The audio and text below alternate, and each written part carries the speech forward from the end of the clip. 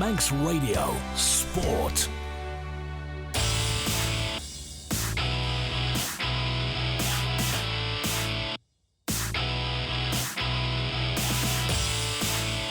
Well, welcome for the last time this season on Manx Radio AM 1368 to Saturday Sport Classifieds, results, reaction and analysis to the sporting action across the Isle of Man and further afield. And with this being the end of the current campaign, we've got our correspondents alongside us in the studio here to take a look through what has been another busy campaign across football, rugby and hockey across the respective competitions. But before all that, let's bring you for the final time this season the classified results for Saturday the 17th of May 2025. Those are as follows, with just the one game today here in football. The Manx Quality Sheds Hospital Cup final, Ramsey 3, Laxey 0. So let's turn our attention then to what's been not just going on in football today, but across the season, and our football correspondent, Tony Mepham. Tony, very good afternoon, and I suppose given the nice weather we've had, it seems, at least from a weather standpoint, a nice way to round out the season. Yeah, it's been absolutely superb the last few weeks. The pitches are a little bit hard, which has caused, I think, a few aches and pains for players, but we've still got two finals to go. We've got the Masters final tomorrow, 2:45 kick-off at the Bowl, and then on Monday we'll complete the season with the Cal Cup, which is a great competition. It's for the under-21s, and that kicks off at 6:45 at the Bowl on Monday. Well, before we get to what's coming up and looking, I suppose, back to the past a little bit on the campaign, let's look at what happened today, because, of course, it was an important day with the Manx Quality Sheds Hospital Cup final taking place. That was a repeat of the final 12 months ago. Ramsey taking on Laxey. Ramsey 2-1 winners the last time these two teams met in the final in 2024, and Ramsey have come out on top again. They're taking the Hospital Cup back to the Balaclone Stadium. They've beaten Laxey today by 3-0, Tony. Yeah, I think a fair result in the end. I don't think Johnny Palmer would argue over that. It was all just, the first 10 minutes a little bit cagey, but then once the game got going, I think it was 22 minutes, it was a free kick. Dylan Pickles, a right free kick as well, and he's brought 25 yards out towards the left-hand side, and he killed it with his right foot, and the goalkeeper sort of collected it but dropped it, and there was Tom Chattel there to finish it off to make it 1-0. And after that, it was, again, a little bit cagey between the two teams. Ben Wazza had a chance for Laxey, but it just went wide of the goal. But then good time to score was just before the half-time whistle went, when Charlie Higgins it was who finished it off. It was down that right-hand side, and that's what Charlie does, just pick the ball up and spotted the chance and put a good leather behind it, and it went in to make it 2-0. Second half, you just hope that Laxey will be able to change things around, but they couldn't, and it was just, again, ball played through to Charlie, and Charlie gave it a little flick, caught out the goalkeeper. He got his leg to it, but he couldn't stop it, and over the line it went. So 3-0 it finished. Probably, it sort of opened up a little bit for Laxey when Dylan Pickles got sent off, because he got booked in the first half, booked for dissent in the second half, so the referee gave him a red card, and they were down to 10, but they covered that loss, and Ramsey won it. And speaking to Johnny Palmer afterwards, he had no sort of gripes with it at all. He thought that Ramsey were the better of the two teams, and they go home with the trophy. And on the occasion itself, Tony, cup finals in Manx football often well attended across the respective competitions. What was it like today down at the Bowl? I'm sure the weather helped. Yeah, it was a really good crowd. It built up as the game went on, and the weather was outstanding. And on the far side, it was absolutely littered with people as we're under shelter. There's just one or two under there, just really sheltering from the sun, Rob. But all round, it was good. There's a lot of sort of banter going on between two sets of fans. But I think Ramsey won that one as well, to be fair, because the boys were well tuned, and I just noticed it. And even before the game, they came down early and sat on the riverbank down at the NSC and had a couple of beers and something to eat, and then came into the stadium and voiced where they wanted the trophy to go. And the trophy has gone north, and I'm pretty certain that the town will be busy tonight. May well be, but those two sides, let's look at it from Laxey's perspective, not just the cup final defeat today, but beaten home and away by Ramsey in the league earlier this season. Of course, circumstances with regards to players and so on will have changed between then and now, but only 3 points separated these two sides in the league this season, Ramsey 6th and Laxey 8th. From Laxey's perspective, how do you think they'll view this season? I think Johnny Palmer will be disappointed. I think, yes, one or two players have been missing here and there. Ben Wazza was playing for FC Isle of Man, and one or two sort of players. Joe Walters wasn't around, and they just haven't quite done it. I think Johnny will accept that, but I think Ramsey will probably feel the same, because their start to the season didn't sort of set anything alight, and they've sort of built momentum, but they've got some really good young players coming through there now, Rob, and Ramsey are going to get stronger and stronger, and they're very all on together, big friendships there, and I think that's always important, because if they're happy in their play, even though maybe the results aren't going for them, then they'll just keep chipping away and try and climb up that league. And in the end of the season, they've had a really good run, because they're in the Cal Cup final on Monday as well, and it just shows you what a good supply they've got of young players coming through to match in with the more mature players. Well, congratulations then to Ramsey, winners of the 2025 Manx Quality Sheds Hospital Cup, retaining the title that they also won in 2024. Well, let's take a look back then, Tony, on the season as a whole. It's been another long old slog, not just for us here at Broadcasting House, but no doubt for the players, coaches and fans alike throughout the season. But before we get to, I suppose, teams and leagues specifically, we've already mentioned the weather today, and over the last couple of weeks that the Isle of Man has been blessed largely with some great weather, in fact. That was a massive factor in the last two seasons. I know you spoke about it quite a lot, that it caused some heavy disruption at times to the schedule. How has the schedule held up compared to, say, 12 months ago? This is the best season ever, Rob. For rearranged fixtures at the end of the 24 game, where it's basically then we move into the Hospital Cup and Junior Cup, it's been brilliant. We had a great run. I think I had 2 fixtures to rearrange November when the turnaround comes, and then we had that little bit of a bad weather after Christmas, and then up till sort of February, and then we've had outstanding weather, I think, right the way through, because football doesn't really like this, or footballers don't like this dry weather, because the pitches are hard. It hurts when you go down, you get sort of grass burns, and just the impact on your body is a lot different to when the pitches are a little bit softer. But yeah, it's the best season I've had as doing the fixtures. I've been very fortunate, but again, Braddon have caused a few problems towards the end. Ramsey have as well, because they've been involved in a lot of things. It was the Junior Cup, the Hospital Cup, the Cal Cup.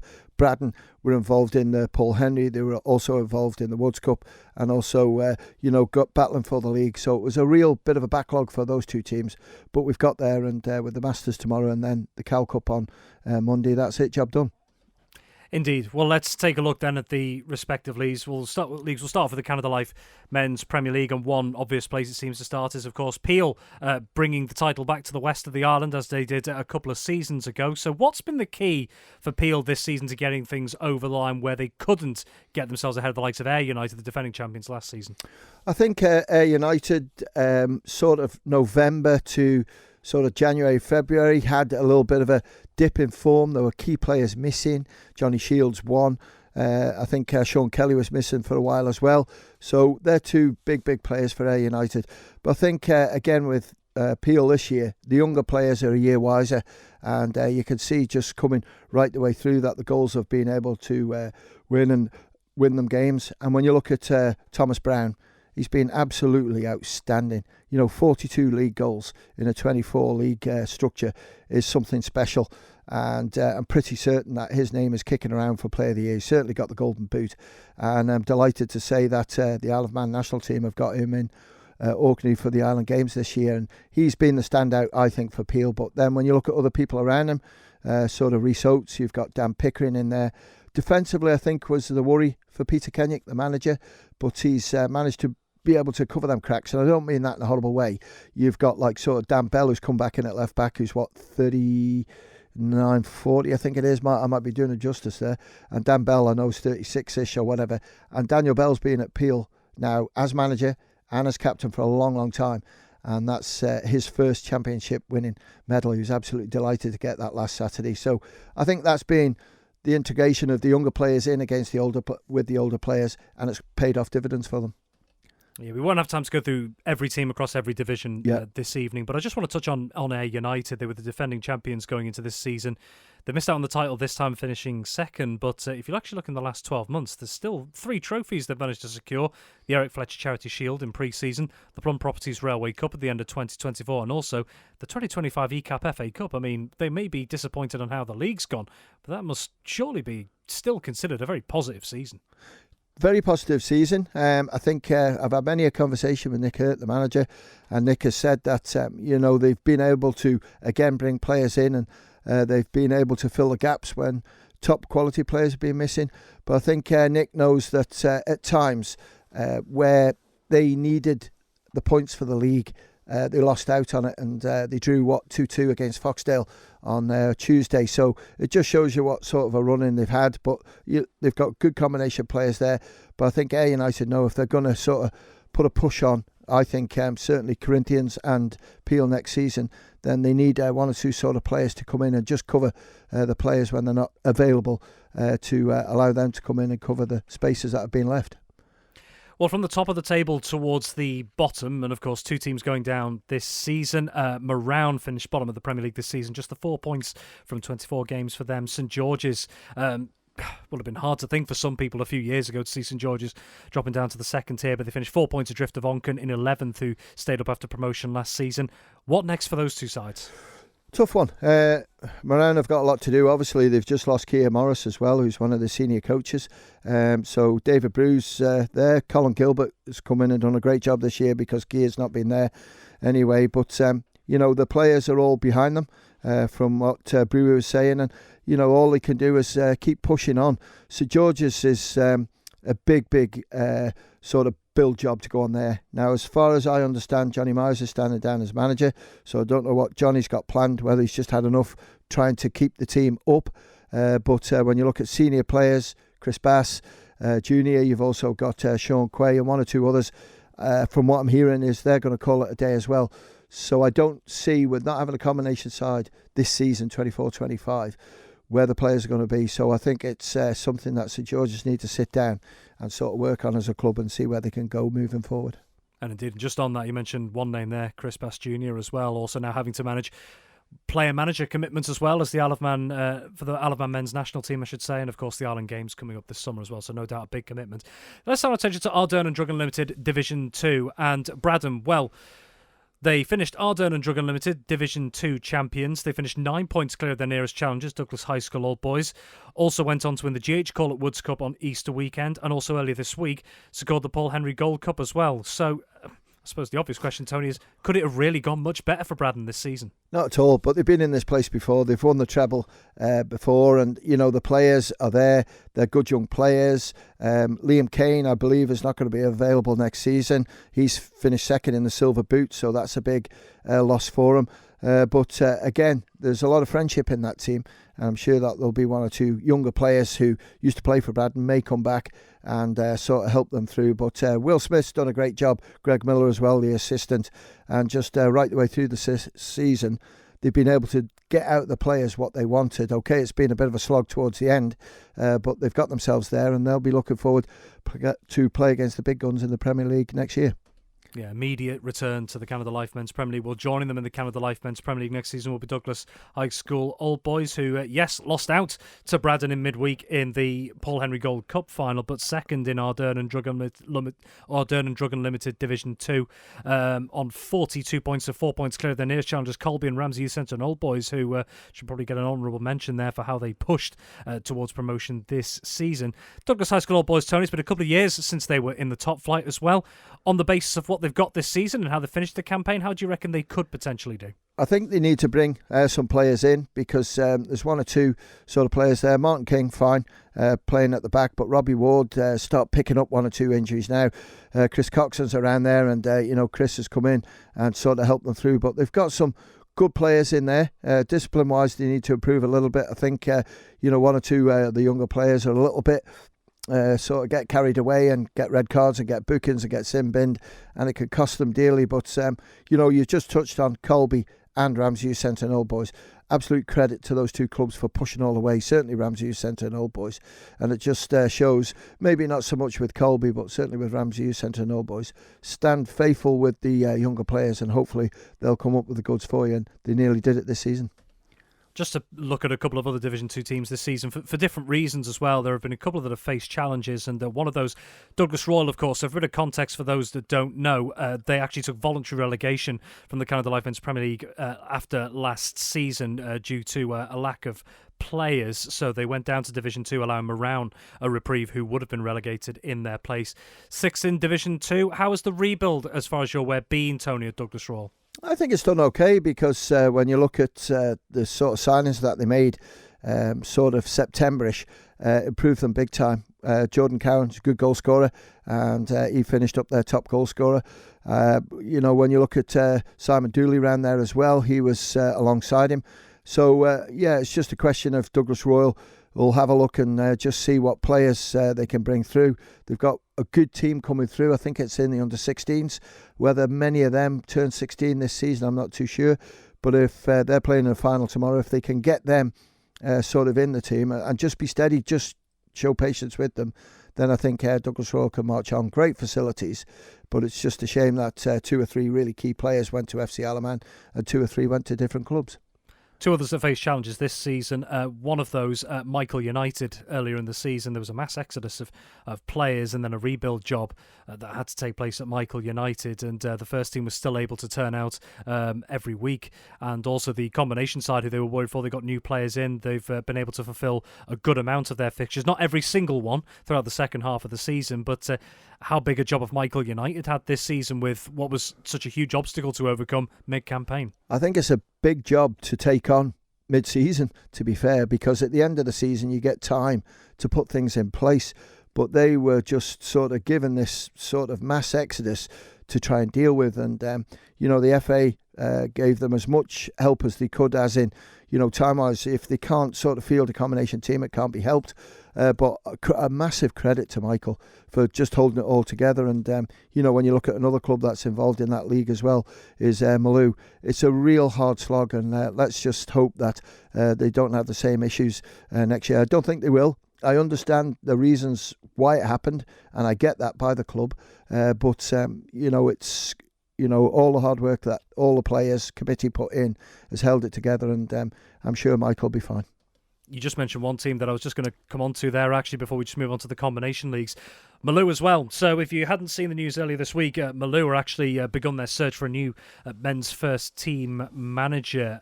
They're inviting applications at the moment. Anyone interested in potentially applying for the role is asked to get in touch with Malou AFC via their social media channels. But just to give you an idea of Malou's position this season, finished second from bottom in Division 2, just 2 wins from 20 games. And it was tough towards the end of the season, Tony. They forfeited 7 of their last 9 games in all competitions. How tricky a situation is that to get around going forward? I think it's very tricky for Malou, because there's a catchment area around there. There's a lot of new houses being built, so whether they can pick some players up from there, but it's difficult. The committee's good. I think one of the senior members has stood down now, which won't help things, but I think they've just got to really improve the appeal to the club, I think. And I think people know that 1 or 2 sort of players down there are very committed to their football, want to win, and sometimes it can boil over a little bit, and you've just got to stay under control, because again, there's no point in having players and you're losing them through suspension many times. But they've struggled now for a couple of years, Malou, so if the FA can help, but we can't sort of go and get a load of players and say, here you go, get on with them. We can only sort of guide them of where it can help. They've got a great pitch. Gary Gilbert does a tremendous job on the pitch. The club have spent money on the bar and done a really good job, and just all round with the dugouts and everything.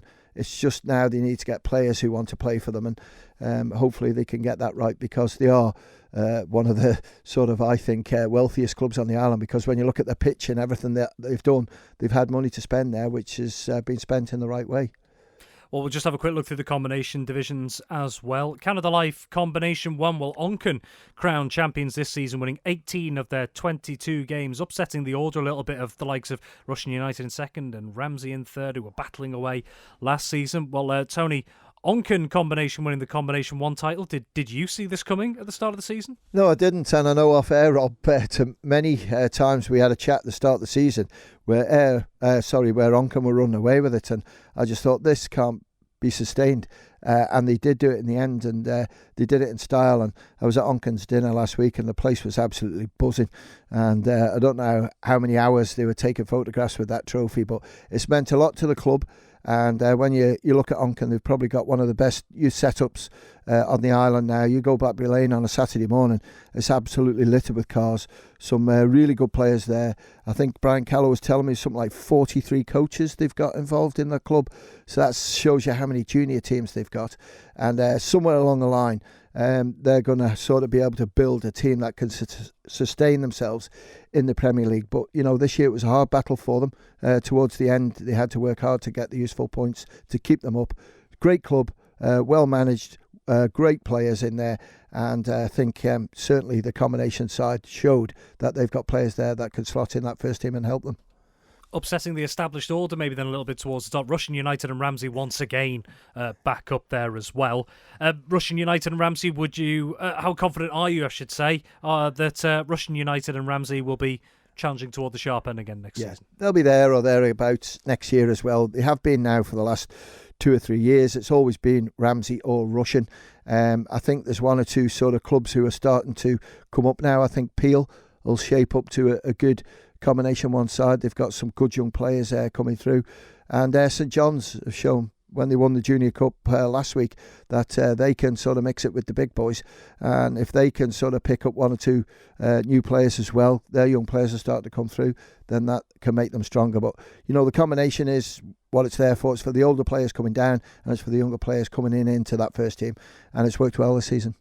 And just finally, Ardern and Drug Unlimited Combination 2, Colby winning and by a considerable distance. They were the first league champions, I should say, to be crowned this campaign. Finished 14 points clear of their nearest challengers, Braddon, in second, and with a goal difference of plus 77. Colby Combination were rampant this season. Brilliant, and I watched their combi, and there's a lot of older heads there who put it all together for them. It meant an awful lot to the club, and when you look back over 5 years ago, they were struggling for just one team, and here they are now bouncing back with a team that was pushing for top 4 and promotion in the first team, and the combination have walked away with the league. So credit to everything that's been sort of done at Colby. And when you look at teams chipping away there, you have Braddon Ramsey Youth Centre, Old Boys as well were sort of involved in it. Then combination 2 has proved out to be a close run championship league again. It's always one of the most interesting in Manx football, because it's where sort of your second division teams, the younger players are starting to come through their youth ranks, and they sort of probably come in earlier than a lot of other clubs in that combination area. And we'd like to take a look as well also at the women's football situation on the Isle of Man as well. The likes of Peel and Corinthians battling away towards the sharp end of the competitions this season as well. But we also saw a different name getting into the headlines this season as well, because Malou winning the 7-a-side format Floodlit Cup competition that was introduced this season. And we also saw Malou taking on Corinthians in a later final as well. So, as we've seen for the last couple of seasons, Tony, Peel and Corinthians have been battling it out for the trophies there. But to see another name trying to get in there and maybe just upset things a little bit, that can only be good for the women's game, and particularly for a club like Malou, give them a little bit of encouragement going forward. I don't think Malou need any encouragement, because, when you look at them play, they're a good side, and when you look at the switch from sports, they still play hockey, but a lot of them have played hockey, still do, and come across and have played football. And we changed the leagues a little bit this year. It hasn't worked. We've had a meeting already with the women's teams, and with 2 additional teams possibly coming in, Rushden and Union Mills. We'll watch that one, how it develops. But we're going to go, the Floodlit Cup will go back to 11-a-side, but we'll probably have, some 7-a-side competitions as well involved, just to give them the opportunity. But, players now are coming from all round. I know Peel and Corinthians supply most of the Ireland team, but now you've got Malou's players are sort of filtering through. You've got Onken as well, and you don't want those players to be out of the Floodlit Cup because they're Ireland players. So, yeah, we're going to tweak with it. There's going to be a bit of work on it over the next month. Jamie Lee Ferns, who's now the Women's Football Development Officer, is in constant contact with the teams just to find out where they want to go. We've had a meeting with them. I think we're singing from the same hymn sheet, and watch this space for the new structure of women's football.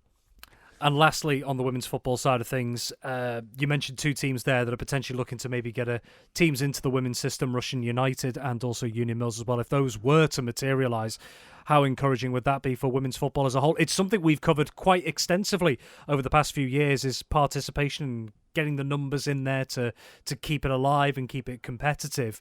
To have 2 more teams in there, how encouraging would that be? It's huge, absolutely huge, and we just hope we can sort of pull it off, because the clubs have worked really hard at it. You know, when you look at Donna Harrison at Russian, she's done a fantastic job, and everyone else involved. Union Mills, you know, were the top women's side quite a few years ago, and they're looking to start it again. But just all round now, you know, there's good numbers coming through, so it's getting them integrated into the women's game. But Corinthians have been on the other end of the stick as well, when they were just an also-ran team, and now they're one of the top teams.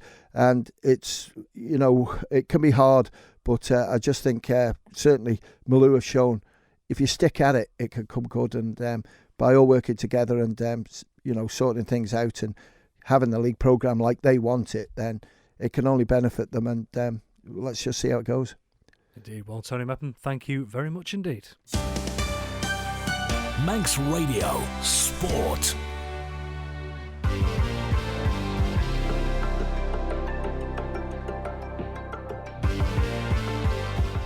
Well, there's some reflection on the Isle of Man football season. We're now going to be turning our attention to rugby as well. Once again this season, we've had Isle of Man teams competing across in the English leagues as well. The likes of Douglas and Vagabonds on the men's side of things, and Vagabonds ladies as well in women's NC2 North-South. Local competitions have also been continuing this season. Not just those teams involved, but also the likes of Southern Nomads and Western Vikings throwing their hat into the ring as well in respective competitions. Let's take a look at how it's all gone throughout this campaign, and he's been loyally giving us updates as ever throughout the season, is our rugby correspondent Dave Christian. Well, Dave, it's been a while since we last had you on the show, a couple of weeks, and you've been obviously rooting through the wardrobe and found yourself a fantastic shirt to be wearing here in the studio this evening. But that being said, I do have to start on quite a serious question, to be fair. It's something we've covered quite a few times, is the situation with both Isle of Man rugby and rugby in general, and the system that is in place post-COVID particularly. How challenging overall does it continue to be, the landscape, to try and get rugby games on here on the Isle of Man and keep it competitive also across the water as well?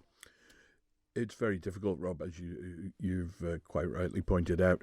Post-COVID saw a contraction generally in the number of players throughout the United Kingdom. And I'm not going to say it's hit the Isle of Man disproportionately hard. It hasn't, because everyone else is affected too. But Douglas, Vagabonds, Southern Nomads and Ramsey pre-COVID were all running 2 teams. And now they're all running 1 team. Douglas maybe 1.5, Ramsey at a push 1.5, but everybody else is really struggling. And what's happening down below the senior men's game is that we've got junior teams pushing all the time. I think Ramsey had a under-15s game this afternoon against Birkenhead Park. So the under-15s and Colt sort of age groups are pushing along kind of nicely, and the clubs are investing quite heavily into training in the junior areas to make sure that there's almost like a conveyor belt of players that's dropping off 2 or 3 every year. And as those players come into the senior game, that will start to expand the player numbers, and hopefully we'll see things pick up a little bit. And in terms of the costs as well, because particularly for the teams competing, I should say, in the English leagues as well, when I think to the likes of Douglas Vagabonds and Vagabonds ladies as well, it doesn't come for free, all the logistics that fall into that category and fall into the week-to-week planning. No, far from it.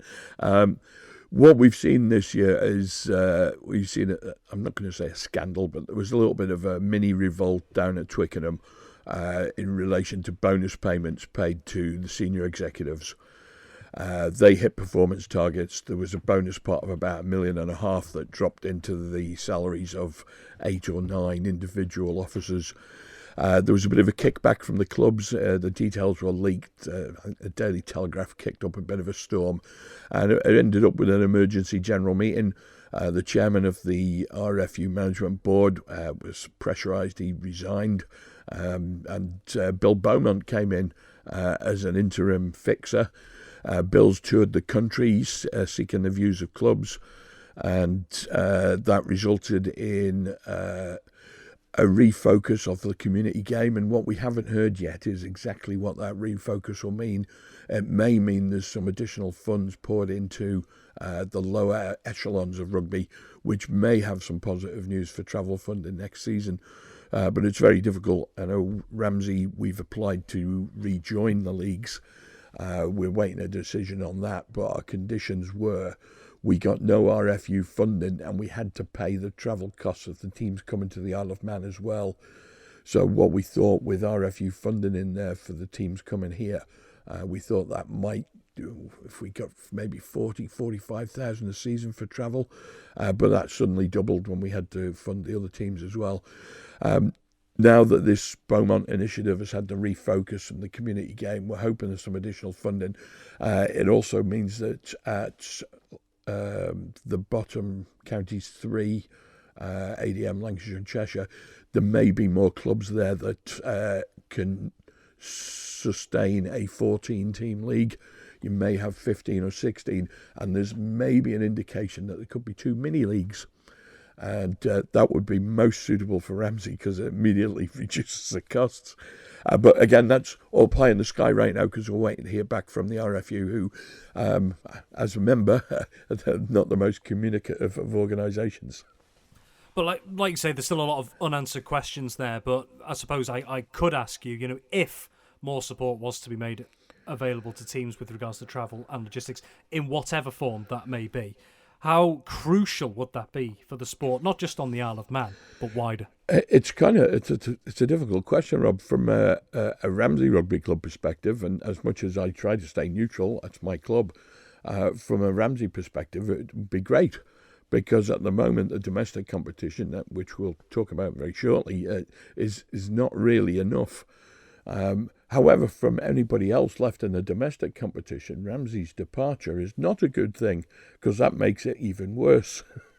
So if you were looking at rugby holistically, an extra team joining the English Clubs Championship is a good thing, but it's also a very bad thing too. So I would think the effort would be made at the Murrock Park that if a first team was going to join the English Clubs Championship, we'd be making sure we got a second team in the local competition.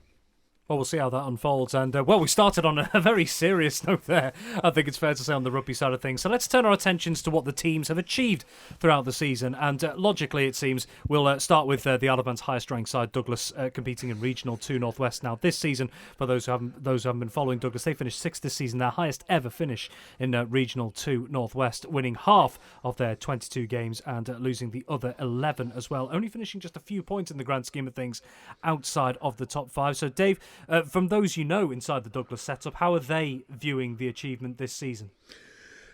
Very positively. Of course, they lifted the Manx Cup end of season as well, so it's a big boost for them. They were struggling a little bit early on.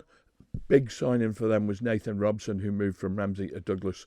No disrespect to Brendan Kelly, who was wearing the 9 jersey at Douglas before Nathan moved. But Nathan is a different animal altogether. Not only can he do 9, he can play in 10. He can kick goals as well as being a fantastic scrum half. He was a big signing for them for a very small man as well. And he's an incredibly nice, quietly spoken chap too. So not only is he a good guy, but he's done great things this season.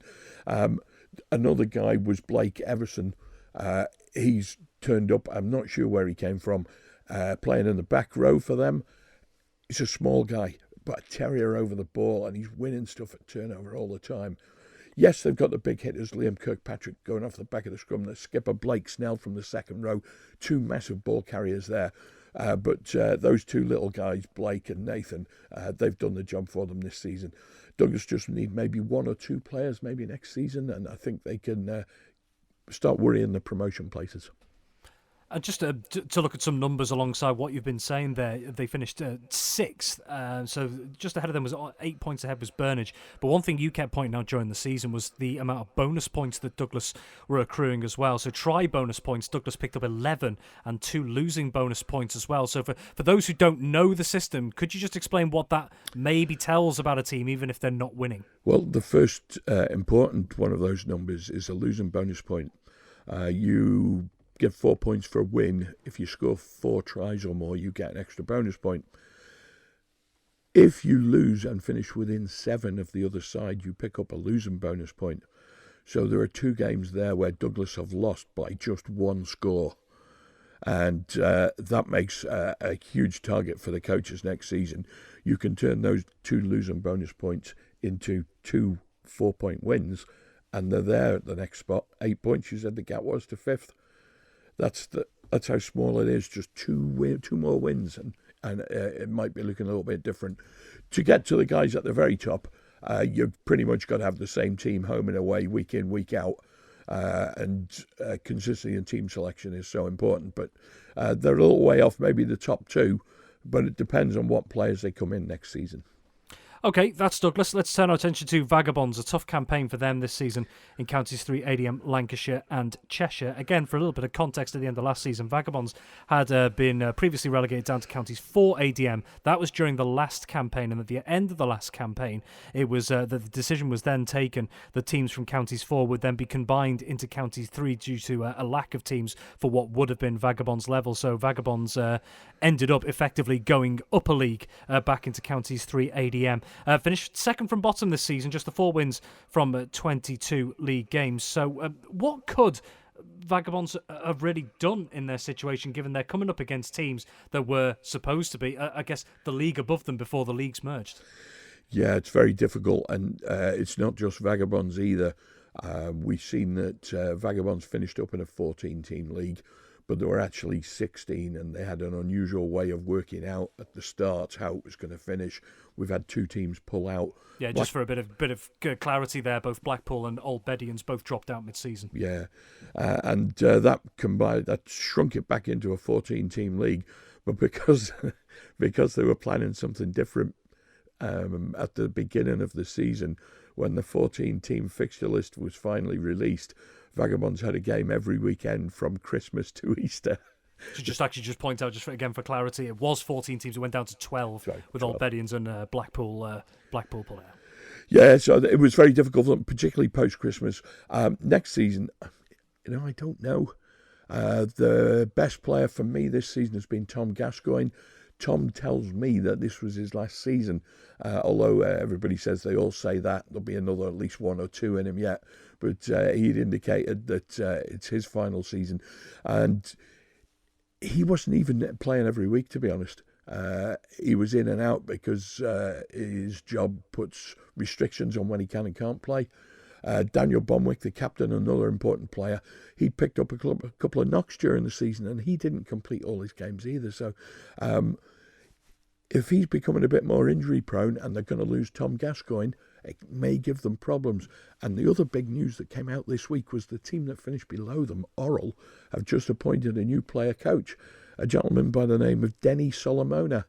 He's a cross-code rugby union, rugby league international who finished his playing career at Sale Sharks.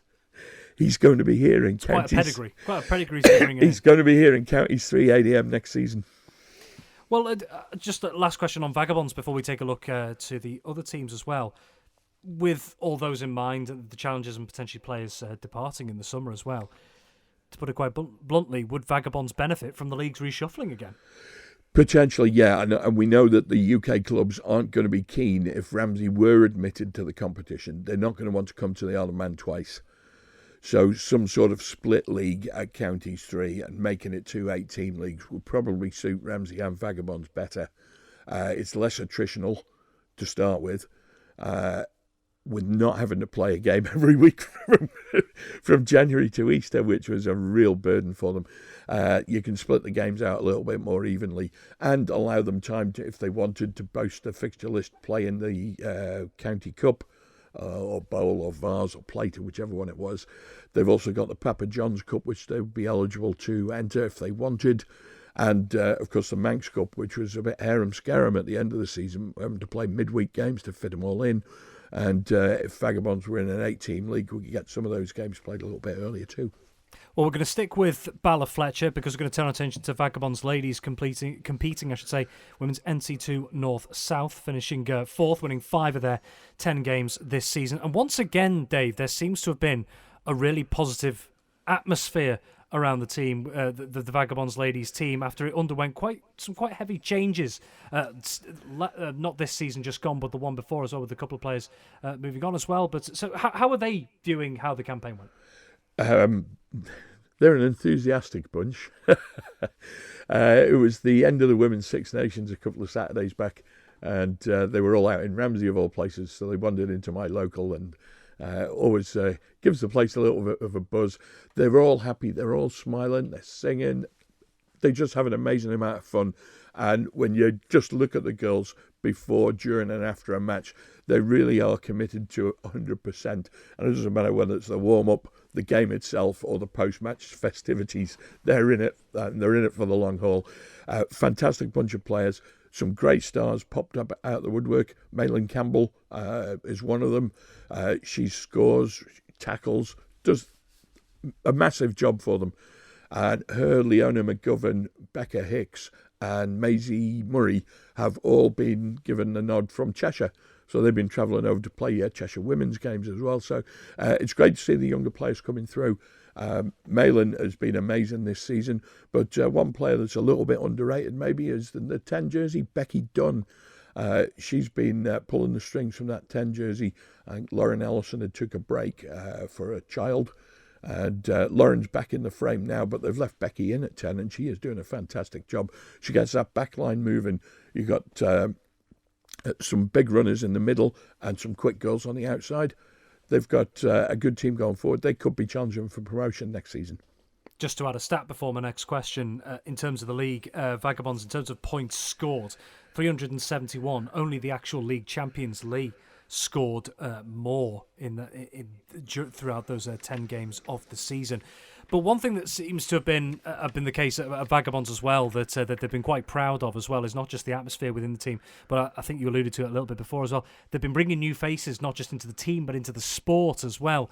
That seems to be a big weapon in their arsenal almost, in terms of the longevity of that squad. Yeah, definitely. Maylin Campbell, for example, her father Ben played for Douglas and for Southern Nomads. I was talking to Ben on the touchline, and he said he'd been nagging her for years to try and play rugby. And in the end, she finally gave in, went and played, and came back and said, "Why didn't you nag me harder? This is brilliant." So she's great. She's got a nice rugby pedigree there as well. And they're a great bunch to work with, great bunch to socialise with. And I'm chatting to them via Messenger and sending them action photos that we've picked up from the touchline. And the girls are great. They are just so enthusiastic. It's unbelievable. You have to go and watch them to believe it. Okay, let's turn our attention then to the other local sides here on the Isle of Man. First of all, Ramsey, who, Dave, you've mentioned already, and the situation going forward with applying to the English Championships. But of course, there was the drama a couple of weeks ago with regards to the Manx Cup competition. Now, they beat Vagabonds in the Manx Cup semi-final and released a statement before the game, actually, for those who hadn't seen these updates, that regardless of the results, they'd be pulling out of the Manx Cup and Manx Plate for the remainder of the season over what it described as concerns over player safety. You can see Ramsey's full statement on the matter and their reasons that they give behind it at manxradio.com. You can also see the response that Manx Radio received from the Manx Rugby Executive Committee, the overarching body that looks after rugby matters here on the Isle of Man, to that situation as well. But Dave, with that situation for Ramsey, I know we covered it quite extensively at the time as well. What precedent, if any, does this set for next season? None at all, really. We had the same issue in 2018. And Douglas didn't put a first team into the competition then. They put their second team in, who won the Manx Cup in 2019, of all things. So it didn't make any difference for Douglas. What it did mean, though, was that the games were a little bit more meaningful locally. Ramsey aren't saying that Douglas are unsafe to play against, and they're not saying that rugby's unsafe. They just felt the gap in the playing standard was a little bit too much, and it was the players who made the decision. It wasn't the management. The players made that call. We had our annual dinner last week, and the chairman, Billy Neal, said he couldn't believe how brave they were to make the decision. And if you look at those results from the Manx Cup, Douglas beat Vagabonds 84-5. They beat Southern Nomads 64-0. They beat Ramsey 50 points to 5. And then they won the final 74-19. Ramsey had the lowest losing margin, 45 points. But nobody was anywhere near it. And what the club is wanting to say, I guess, is that you need to have a bit of a rethink here, because the competition just isn't fun. Yes, it's great that Douglas won it, and fair play to them, they're the better side. But it's got to mean something a little bit more for everybody. And when you go through your qualifying stages and your smallest winning margin is 45 points. It kind of underlines how strong Douglas are, and fair play to them.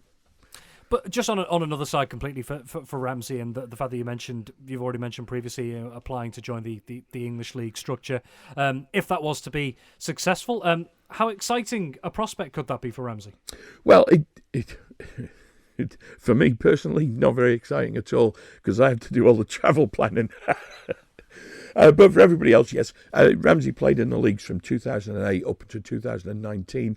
One league title in that year, a couple of promotions, a couple of relegations. It was all good. I wouldn't say it was a treadmill, but fulfilled every fixture.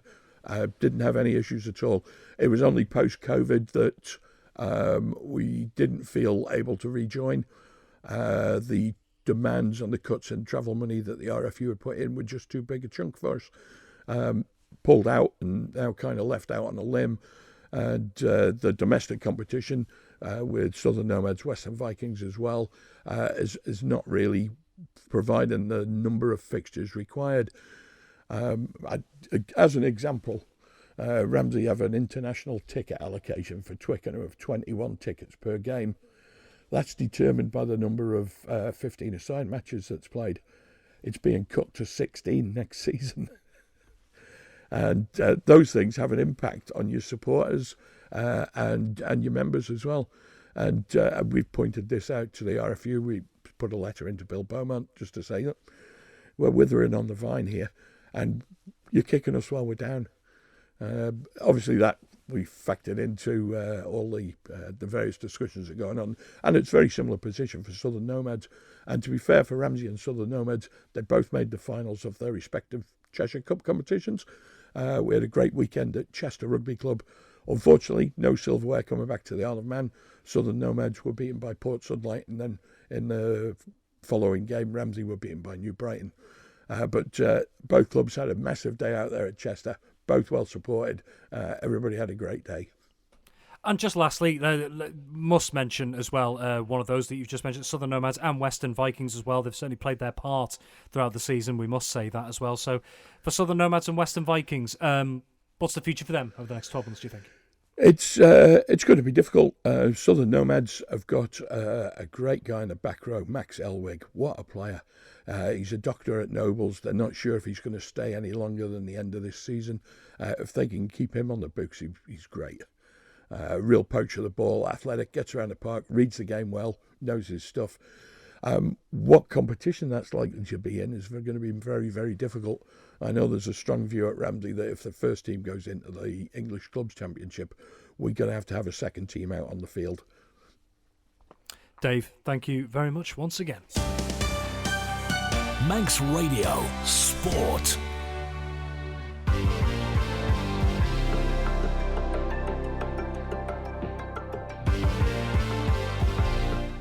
Well, finally tonight, we're going to turn our attention to what has been a hectic but very fruitful Isle of Man hockey season across 2024 and 2025. The mixed and indoor leagues took place from September to December, and then at the turn of the year, it was the turn of the men's and ladies divisions at both senior and junior level as well. Not to forget, of course, we have had national teams competing at both senior and youth level in the respective England Hockey Championships. To go through what we've seen throughout this campaign, he's been waiting patiently as ever.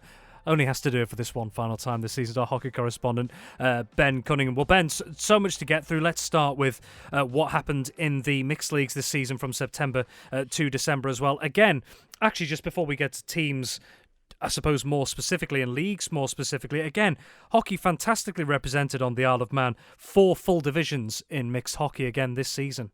Yeah, it's been brilliant. The numbers have been really good in the clubs. Clubs have been able to get at least 3 teams out in most divisions this year, which has been really great to see. And yeah, it just shows that Manx hockey really has got a place on the island. Let's take a look at the leagues then. Mixed Premier League, Backers A taking victory in the Mixed Premier League this season, winning all 10 games, scoring 53 times and conceding just 11 goals. They finished 4 points clear of their nearest challengers, Vikings A. On the face of Ben, obviously a lot can happen over the summer before the next mixed hockey season comes around in around September time.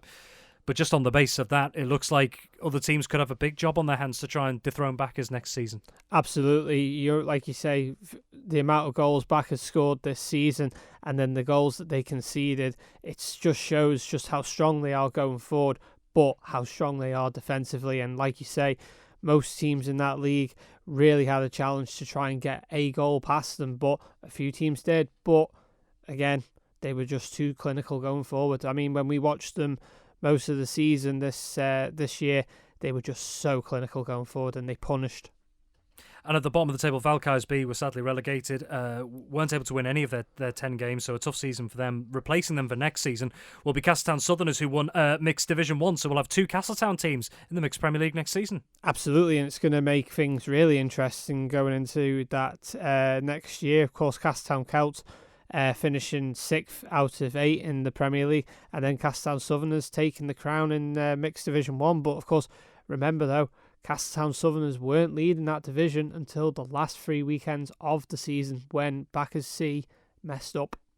Castletown Southerners, the winners of Mixed Division 1, Vikings D relegated with just the 2 points for them. In Mixed Division 2, Harlequins B were promoted, and Valkyries D dropping down into Mixed Division 2. Yeah, and a really successful season for Harlequins Mixed B, winning Division 2 after just being promoted from Division 3 last season, and then going on to winning the bowl as well in the mixed competitions. It was a phenomenal season. I was at the Harlequins Awards night last night, and it was really well celebrated, their achievements from being promoted just simply from Division 3 up to Division 2, and again straight up again to Division 1. Yeah, high flying at the moment. Harlequins B making their way through the divisions from Mixed Division 3, no relegation of course, but success for another Castletown club, Castletown Cosney winning the league. And this went right down to the final day of the season. I remember me and you talking about it on Friday Sport Preview that there was so many ways that either Castletown Cosney could have took it, or Vikings E could have took it, or even Backers D could have took it, but Cosney came out with it just by 1 point ahead of Backers Mixed D. Well, those are the mixed divisions. Turning our attention to the men's and ladies' leagues, which took place from the turn of the year through to last month. The men's Premier League, we'll start with that one. Backers A crowned champions, only just though, Ben. They only beat Vikings A on goal difference. Vikings A beating them on the last game of the season, but Backers A's goal tally, 63 goals this season. That really paid dividends. Absolutely, and it just goes to show that goal difference can be crucial in the leagues. Yeah, and this really proved it on the final day of the season. Of course, Backers went into that final game against Vikings A 2 points clear, but Vikings A took the win, which then put them level on points. But Backers' goal difference, again, far more superior to Vikings. And Valkyries B, they were relegated from the men's Premier League this season. The ladies' Premier League, meanwhile, Castletown A coming out on top, an undefeated season, winning 9 of their 10 games and drawing one of those. Great season for Castletown Ladies A. Absolutely phenomenal season. I know the Castletown Ladies A captain, Sarah Farragher, who stepped into that role just this season, will be over the moon with how the team has performed. Again, look at the goal difference, look at the goals scored against them. It was crucial, and it just shows how clinical they've been all season. And like I say, they'll be absolutely over the moon because, okay, they dropped 1 point, and that was to Backers A in the league, but then in the cup, in the final, they beat Backers A. Yeah, just proving as well this season that a good defensive record is just as important as having a clinical attack as well.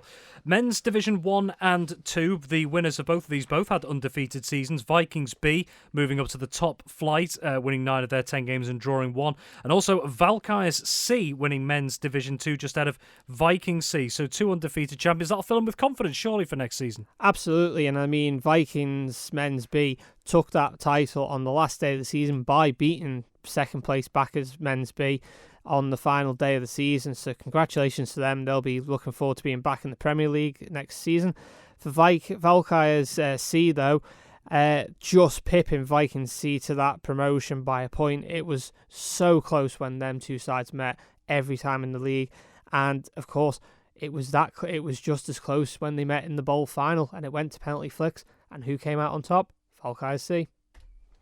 And just before I move on to the next observation, without looking at the notes in front of you that I know you've got, Ben, there was only one team across the men's and ladies' leagues that managed a perfect season. Do you know who it was? I think it was Backers Ladies C. Incorrect. It was, Oh. in fact, Castletown Ladies B, who won Ladies Division 1, winning all 10 of their games, scoring 50 goals and only conceding 2. That is a phenomenal season. I tell you something, you've got some good stats there. Yeah, absolutely, that's phenomenal. I mean, to just concede 2 goals is incredible, and it's going to pay good dividends going into the Premier League next season. Of course, they were relegated last season, so they're straight back up, which is just what they wanted.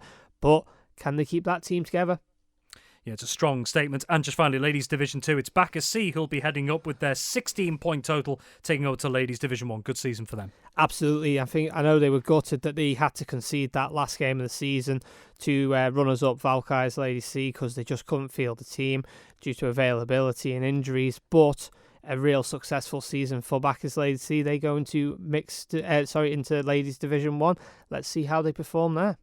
Indeed. Well, those are the domestic campaigns that happened in Isle of Man hockey this season, the mixed and also the men's and ladies seasons as well. But we must not forget as well, the Isle of Man had multiple national teams competing across the senior and junior categories in the England Hockey Championships this season. Ben, one that stands out must be the Isle of Man senior ladies B team, only beaten in the final of the women's EH Tier 3 plate by Sunbury and Walton Hawks on penalty shuffles, I should say. Cruel way to decide a game, but they must be incredibly proud of how well they've done and how it showcased Isle of Man hockey. Absolutely. It was an absolute heartbreak to lose it on penalty shuffles. I know, speaking to the manager there, Kim Carney, she was absolutely gutted, and she said there was tears at the end of the game, emotional scenes as you can imagine. They were so unlucky. They went 2 up, and things were looking so good. But then just a little slip up, and it gave their opponents the chance to equalise and get both goals back to make it 2-2. Take it into the flicks, to the shuffles, and unfortunately, just on the shuffles, they just couldn't finish it.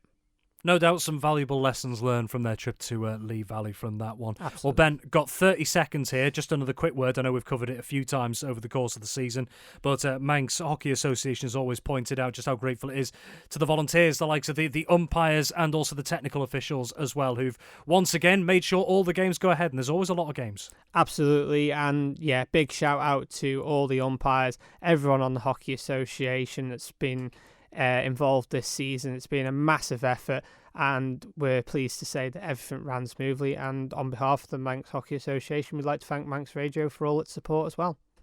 Thank you very much. Well, Ben, it's been a pleasure as always, and we will no doubt, of course, be catching up with you for the next hockey season coming up in a few months' time. Well, thank you as well so much for joining us here on Saturday Sport Classified in what is our final edition of this programme of the current season. We'll be back at the start of the next campaign in a few months' time. Meanwhile, enjoy the rest of your summer and also enjoy the 2025 Isle of Man TT races. Just 9 days to go until racing returns on the mountain course. We'll now be handing back over to Manx Radio Gold, but from us, until next time, it is bye for now. Manx Radio Sport.